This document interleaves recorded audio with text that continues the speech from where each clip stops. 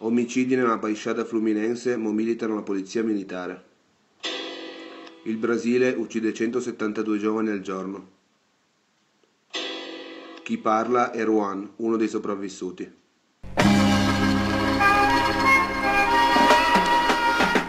Sto sopravvivendo da solo da quando ho 5 anni. Per me niente lascia un bambino più sofferente che l'essere abbandonato dai genitori. Mia madre aveva 10 figli, con me eravamo in 11. Mia madre non aveva tempo per noi, eravamo molti bambini da guardare. La nostra casa era molto vecchia. Io non volevo dare lavoro a mia madre. Per questo passavo molto tempo in strada con mio cugino. Io preferivo dormire in strada per questo motivo. Non mi piaceva ricevere ordini, nessuno mi poteva comandare.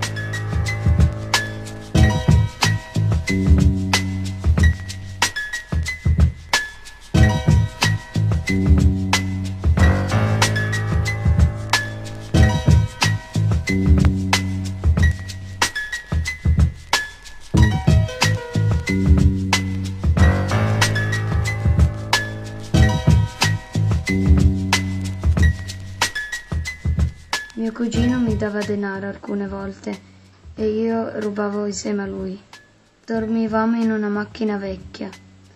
A me non piaceva andare in giro sporco né scalzo, ma alcune volte ero proprio un mendicante.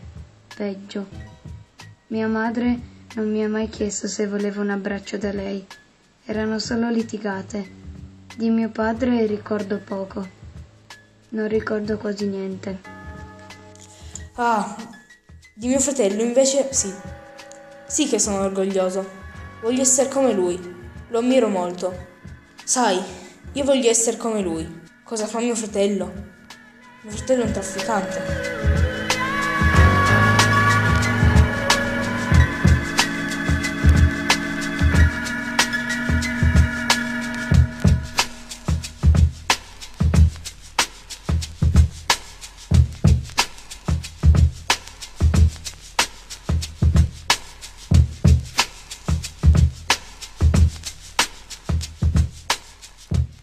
Io ho seguito i passi di mio fratello. Sono diventato un trafficante, ma senza un capo. Non lavoro per nessuno, solo per me stesso. Nessuno mi comanda. Io vado e vengo dove voglio, incontro chi voglio, vendo chi voglio. È molto tranquillo, non ho bisogno di rubare. Loro vengono fin da me e io vendo loro la droga. Io giro tutta Rio de Janeiro, vado in qualsiasi posto. Per dormire continuo esattamente come prima. In strada. La mia casa è la strada. Finisco in tanti posti, ma sapete, mi sento molto solo. Ho scelto di non avere amici, è molto meglio. È più sicuro, io sono dono di me stesso. Ma è tutto tranquillo. Solo che un giorno sono stato arrestato per la seconda volta. Questa volta non sono finito il riformatorio. Questa volta ho sperimentato la solitudine e il freddo di una cella. Così la mia fedele compagna è stata la solitudine. Io mi chiedevo sempre, sarà che esiste una vita dopo la prigione? Sapete, io ero tanto stanco di questa vita errata. In questo momento, in un secondo, rivedo tutto il mio tempo passato in prigione. Vedo la mia testa. Mi ricordo di tutti i dettagli e delle situazioni dell'ultimo anno. I compagni, le torture, la solidarietà, la solitudine, la lotta per la sopravvivenza, le rivolte e il dolore.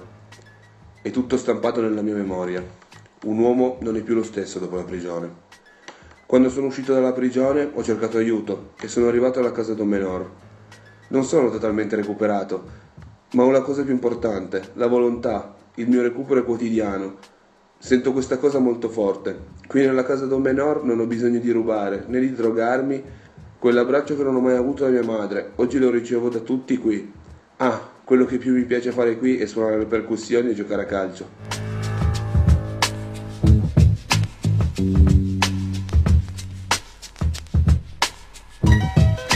Questi giovani devono avere una prospettiva di futuro, un'alternativa concreta al narcotraffico che dà loro soldi, dà loro potere, dà loro sensazione di essere qualcuno e di appartenere a un gruppo.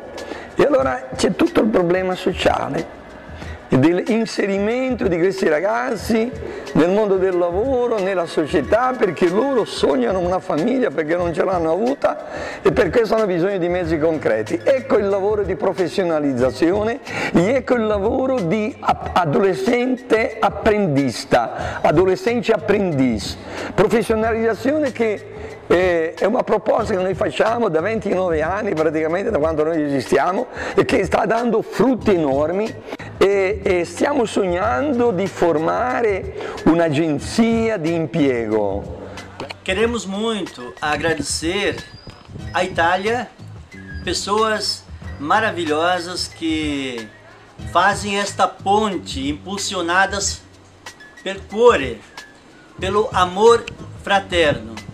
Que esta vossa integração conosco faz com que a obra Casa do Menor de Guaratiba continue sendo um sinal da presença de Deus no nosso meio. Quando os filhos do Brasil chegam até o nosso sítio, é o próprio Jesus crucificado e abandonado que está chegando até nós.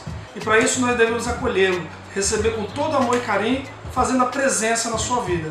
Uma presença que gera a presença maior no nosso meio através de um simples ato de amor. Este amor que Jesus nos ensinou a viver cada dia um pelos outros. E para isso nós usamos o dado do amor, que nada mais é do que o Evangelho vive entre nós. Então cada dia eles tiram uma palavra e tentam viver aquela palavra. E aí Jesus nasce no nosso meio e nós vivemos com outra perspectiva de vida. Aquele que era abandonado, hoje está ressuscitado, hoje se sente amado e consegue dar novos passos em sua vida. La pace inizia dentro di me e dentro di te e insieme possiamo costruire un mondo di pace e credere che è possibile, non un sogno irrealizzabile. Siamo tutti satreni.